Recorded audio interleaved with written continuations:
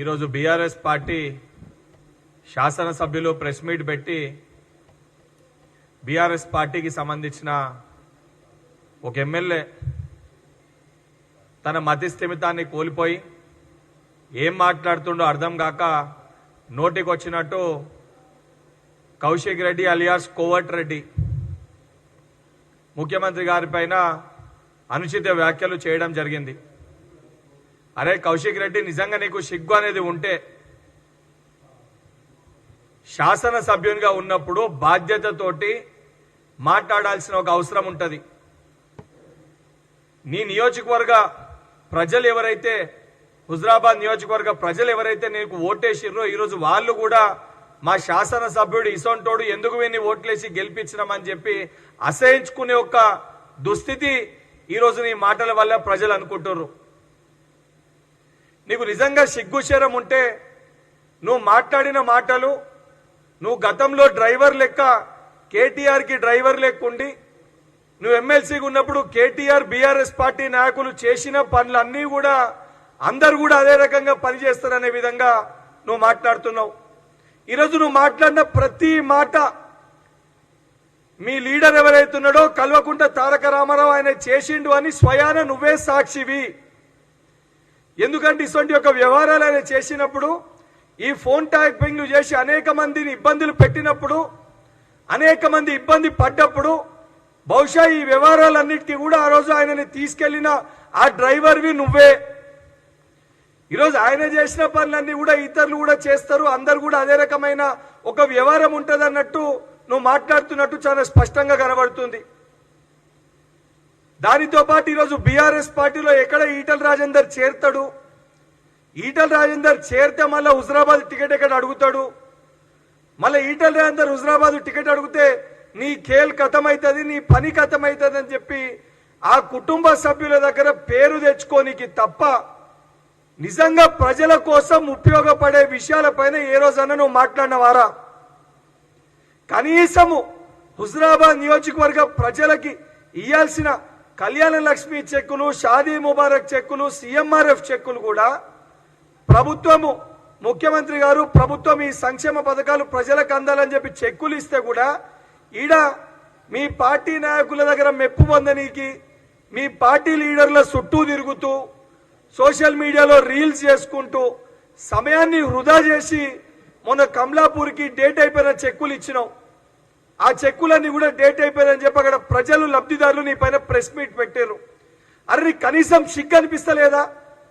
ప్రజలు నిన్ను దేంతోడైతే గెలిపించిర్రో, ప్రజలు నువ్వు నియోజకవర్గ అభివృద్ధి కోసం పాటుపడతావని చెప్పి నిన్ను గెలిపించిర్రో అవన్నిటినీ ఇచ్చిపెట్టి కేవలము కల్వకుంట్ల కుటుంబము జపం చేస్తున్నావు. ఇవాళ ముఖ్యమంత్రి గారి పైన మాట్లాడితే కల్వకుంట్ల కుటుంబం నన్ను పైకెత్తుకుంటది, కేటీఆర్ నన్ను పైకెత్తుకుంటాడు, హరీష్ రావు నన్ను పైకెత్తుకుంటాడు, కేసీఆర్ నన్ను సంకల పెట్టుకుంటాడు అని చెప్పి నువ్వు ఆలోచిస్తున్నావేమో. కుక్కల జింపిన ఇస్తరాకైతుంది నీ బతుకు.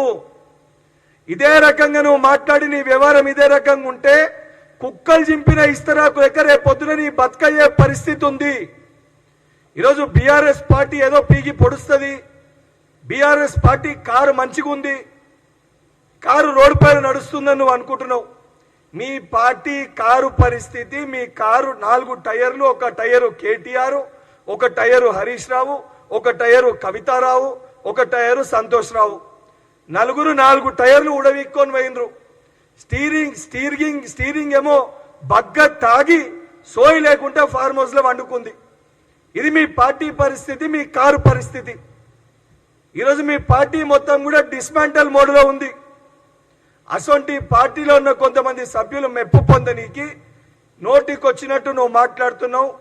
నువ్వు మాట్లాడిన మాటలు, నువ్వు ఏదైతే పదే పదే నువ్వు మాట్లాడుతున్నావో, నువ్వు ఈ మాట్లాడిన విషయాలన్నిటికీ కూడా రేపు పొద్దున మీ హయాంలో మీ బాసు, మీ చిన్న బాసు ఏం వ్యవహారాలు చేసిండు, ఎక్కడున్నారు, ఎక్కడ పోయినరు, అవన్నీ చాలా బాగా నీకే తెలుసు.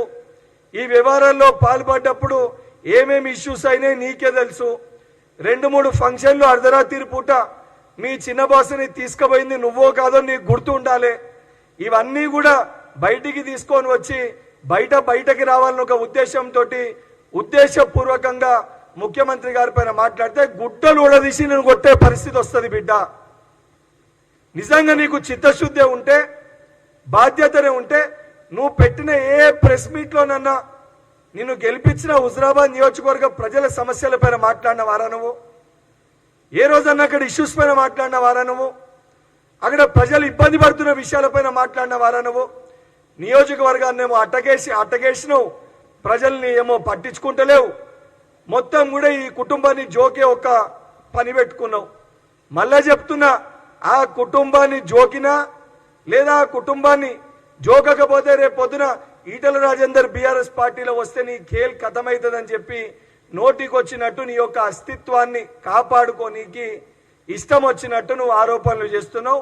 సమయం ఆసన్నమైంది. బీఆర్ఎస్ పార్టీ కార్యకర్తలకు కూడా నేను విజ్ఞప్తి చేస్తున్నా, ఈ పిచ్చి కుక్కని తక్షణమే తీసుకుపోయి ఎర్రగడ్డలు మీరు అడ్మిట్ చేయకపోతే, ఈ పిచ్చి కుక్కని మీరు ఎర్రగడ్డలు అడ్మిట్ చేయకపోతే రేపు పొద్దున ఈ పిచ్చి కుక్క మిమ్మల్నే కరుస్తుంది. ఈ పిచ్చి కుక్క మిమ్మల్ని కరిసే పరిస్థితి కూడా తొందరలోనే వస్తుంది. వీడు రేపు పొద్దున మీ దగ్గర కూడా ఉండే పరిస్థితి ఉండదు. వీడొక దొంగ. వీడు గతంలో కూడా కాంగ్రెస్ పార్టీలో ఉండి కాంగ్రెస్ పార్టీ నాయకులు వీనికి భిక్ష పెడితే ఇక్కడ విషయాల్ని బీఆర్ఎస్ పార్టీ నాయకులకి చెప్పి ఏదైతే రాజకీయంగా దాన్ని వాడుకొని బీఆర్ఎస్ పార్టీ లబ్ధి చేకూర్చిందని చెప్పి దానికి ఏదైతే రివార్డ్గా వీనికి ఎమ్మెల్సీ పదవి ఇచ్చి తర్వాత ఎమ్మెల్యే టికెట్ ఇచ్చారు. ఇది వీరి చరిత్ర. ఈరోజు అదే వ్యవహారము బీఆర్ఎస్ పార్టీలో ఉండి కూడా బీజేపీ పార్టీకి విషయాలు పంపే పరిస్థితి ఉంటుంది. రేపు పొద్దున నిజంగా పరిస్థితులు ఉండి ఈటల రాజేందర్ గారు బీఆర్ఎస్ పార్టీలో చేరితే వీడు పోయి బీజేపీ పార్టీలో చేరుతాడు. ఎందుకంటే ఈ దొంగని మా పార్టీలో తీసుకునే పరిస్థితి ఉండదు. ఇటువంటి ఒక పిచ్చి ముదిరిన వ్యక్తిని ఎర్రగడ్డలు అడ్మిట్ చేయకపోతే రేపు పొద్దున సమాజానికి కూడా మంచిది కాదు. బిడ్డ కౌశిక్ రెడ్డి, మళ్ళా చెప్తున్నా, ఏదైతే నువ్వు మాట్లాడిన మాటలకి బహిరంగ క్షమాపణ చెప్పకపోతే 100% నీ ఈపు బద్దలు కొట్టే పరిస్థితి వస్తుంది. నిన్ను గుడ్డలు ఉడదీసి ఉరికిచ్చే పరిస్థితి రేపు పొద్దున బాధ్యత హుజరాబాద్ నియోజకవర్గ ప్రజలు తీసుకుంటారని చెప్పి కౌశిక్ రెడ్డిని హెచ్చరిస్తున్నా. ఇప్పుడు వాళ్ళందరూ కూడా మాట్లాడేది ఎమ్మెల్యే సంజయ్ కానీ కౌశిక్ రెడ్డి కానీ వీళ్ళందరూ గతంలో కేటీఆర్కి సన్నిహితులుగా ఉన్నోళ్ళు. ఇంకా దగ్గరగా చెప్పాలంటే కేటీఆర్ బయటికి వెళ్ళేది ఉంటే వీళ్ళంతా డ్రైవర్ల లెక్క పనిచేసి కేటీఆర్ని బయటికి తీసుకుపోయిన పరిస్థితులు ఉన్నాయి. కేటీఆర్ చేసిన వ్యవహారాలు, కేటీఆర్ చేసిన పిచ్చి పిచ్చి పనులు, కేటీఆర్ ఏ వ్యవహారాలు అయితే పాల్పడ్డాడో బహుశా అందరూ కూడా అదే రకంగా పనిచేస్తారని చెప్పి వాళ్ళు భావిస్తున్నట్టు ఇలా వాళ్ళు మాట్లాడిన మాటలతోటి కనబడుతుంది. నిజంగా చిత్తశుద్ధి ఉంటే ఈ ఫోన్ ట్యాపింగ్ వ్యవహారంలో కేటీఆర్ దగ్గర పోయి వాళ్ళ ఎమ్మెల్యేలు అందరూ కలిసి అసలు ఫోన్ ట్యాపింగ్ వ్యవహారంలో కేటీఆర్ పాల్పడలేదు, ఏ హీరోయిన్ది కానీ, ఏ జ్యుడిషియల్ పర్సన్ది కానీ, ఏ పొలిటీషియన్ది కానీ ఏ రకమైన ఫోన్ ట్యాపింగ్ వ్యవహారంలో కేటీఆర్ వినలేదు, విని దాన్ని వాడుకోలేదు, వాడుకొని రాజకీయ అదేవిధంగా సొంత ప్రయోజనాల లబ్ధి కోసం దాన్ని ఉపయోగించుకోలేదని చెప్పి లై డిటెక్టర్ టెస్ట్కి కేటీఆర్ని రమ్మని చెప్పుని, లేదా కేటీఆర్ ఇటువంటి వ్యవహారాలకి పాల్పడ్డట్టు మాకు కూడా తెలియదు అని చెప్పి వీళ్ళిద్దరిని రమ్మని చెప్పారు లై డిటెక్టర్ టెస్ట్కి. అటువంటి వ్యవహారాలు పాల్పడ్డప్పుడు వీళ్ళ దృష్టికి రాలేదు, పాల్పడ్డారని చెప్పి వీళ్ళు కూడా ఎక్కడ ఇంతకుముందు వాళ్ళ ఇంటర్నల్ మీటింగ్స్లో మాట్లాడుకోలేదు, లేదా వీళ్ళ ఫోన్లు మా ఫోన్లు కూడా ట్యాప్ అవుతున్నాయని వాళ్ళు ప్రభుత్వంలో ఉన్నప్పుడు ఇదే కౌశిక్ రెడ్డి ఎమ్మెల్సీగా ఉన్నప్పుడు నా ఫోన్ కూడా ట్యాప్ అవుతుందని చెప్పి వాడు బయట ఎక్కడ మాట్లాడలేదని చెప్పి వాడినన్నా లై డిటెక్టర్ టెస్ట్కి రమ్మన్నారు. అన్న ఇప్పుడు చెప్పనీకి ఏదైనా మాట్లాడొస్తుంది. ఇప్పుడు నేను కూడా అనొస్తుంది నిన్న రాత్రి అర్ధరాత్రి కేటీఆర్ ఏడున్నాడో అని. ఇప్పుడు ఆరోపణలు చేయాలనుకుంటే ఆధారాలు లేకుంటే ఏదన్నా ఆరోపించవచ్చు, కానీ బాధ్యత గల మనం ఒక పదవిలో ఉన్నప్పుడు ఏదన్నా కూడా ఎవిడెన్సెస్ ఉంటే ఆరోపణలు చేయాలి. అసలు ఈ ఫోన్ ట్యాపింగ్ వ్యవహారానికి ఎవరు పాల్పడ్డారు, ఈ ఫోన్ ట్యాపింగ్ వ్యవహారాల్లో ఎవరు పాల్గొన్నారు, ఈ ఫోన్ ట్యాపింగ్ వల్ల ఎవరెవరు ఇబ్బందులు పడ్డారు నాకంటే బాగా మీడియా సోదరులు మీకు కూడా తెలుసు. ఎందుకంటే ఆ ఫోన్ ట్యాపింగ్ వ్యవహారాల్లో కొంత చాలా మంది మీడియా మిత్రులను కూడా ఇన్వెస్టిగేషన్స్లో వాళ్ళ ఫోన్లు ట్యాప్ అయినని పిలవడం జరిగింది. అది అక్షరాల నిజం అది. అండ్ ఈ రోజు వరకు కేసీఆర్ కానీ కేటీఆర్ కానీ మేము ఫోన్ ట్యాపింగ్ చెయ్యలేదు అని ఎవ్వరు కూడా బలంగా గట్టిగా చెప్పలేదు. ఈరోజు చాలా బలంగా గట్టిగా కాంగ్రెస్ పార్టీ పక్షాన మేము చెప్పగలుగుతాము. ఈ ఫోన్ ట్యాపింగ్ వ్యవహారం అనేది గత ప్రభుత్వము వాళ్ళ స్వార్థ రాజకీయ ప్రయోజనాల వ్యక్తిగత ప్రయోజనాల కోసము దాన్ని వినియోగించుకున్న విషయం పైనే ఈరోజు ఇన్వెస్టిగేషన్ నడుస్తుంది. ఈ ప్రభుత్వంలో అసొంటి దేనికి కూడా ఈ ప్రజా ప్రభుత్వం అసొంటి చర్యలకి పాల్పడతలేదని చెప్పి చాలా బలంగా గట్టిగా నేను చెప్పగలుగుతా. ఇంత బలంగా గట్టిగా నేను చెప్పగలుగుతున్నప్పుడు మా సమయంలో మా ప్రభుత్వ హయాంలో ఇసొంటి ఏ చర్యలకు కూడా ఇసొంటి ఏ ఫోన్ ట్యాపింగ్ కూడా మా నాయకులు కూడా చేయలేదని చెప్పి బలంగా బీఆర్ఎస్ పార్టీలో ఉన్న ఏ శాసనసభ్యుడన్నా చెప్పే ధైర్యం వాళ్ళకుందా? ఫోన్ ట్యాపింగ్ వ్యవహారం జరిగింది అని స్వయాన కల్వకుంట్ల కవిత గారు కూడా 1-2 సందర్భాల్లో మాట్లాడినరు. సొంత కుటుంబ సభ్యురాలైన కల్వకుంట్ల కవిత వాళ్ళ చెల్లె ఫోన్ ట్యాపింగ్ కూడా జరిగింది అని కుటుంబ సభ్యురాలే ఆరోపించింది అని అంటే ఎంత నీచానికి వాళ్ళు దిగజారినరో ప్రజలందరూ కూడా ఇలాది గమనిస్తున్నారు. ఆ గమనించేదాన్ని తట్టుకోలేక జీర్ణించుకోలేక ఉద్దేశపూర్వకంగా డైవర్ట్ చేయనీకి ఇసొంటి కొంతమంది శాడిస్ట్లతోటి సైకోగాన్లతోటి ఇష్టం వచ్చినట్టు అడ్డగోలుగా వాళ్ళ యొక్క స్థాయిని కూడా మర్చిపోయి ఏ స్థానంలో ఉన్నదని కూడా మర్చిపోయి ఇష్టం వచ్చినట్టు ఆరోపణలు చేస్తారు.